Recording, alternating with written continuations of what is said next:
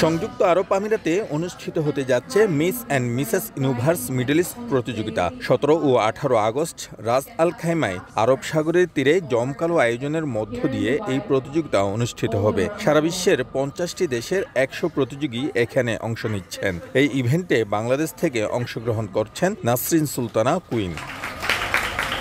১৬ August দুবাইতে অনুষ্ঠিত হয়েছে প্রতিযোগীদের পরিচিতি অনুষ্ঠান। ১৭ আগস্ট প্রতিযোগিতার মূল পর্বে অংশগ্রহণকারীদের talent presentation, dress up, Outlook নিয়ে চুল ছেঁড়া বিশ্লেষণ হয়।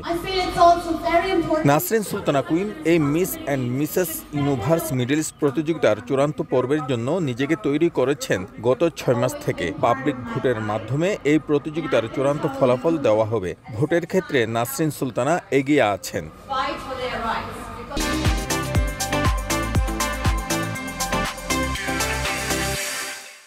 বরিশালের ফিরোজপুরের মেয়ে নাসরিন সুলতানা কুইন ঢাকার সাউথ ইস্ট ইউনিভার্সিটি থেকে ২০২০ সালে এলএলবি সম্পন্ন করেছেন। তিনি বর্তমানে দুবাইতে কুইন ফ্যাশন নামে একটি ফ্যাশন হাউস পরিচালনা করছেন।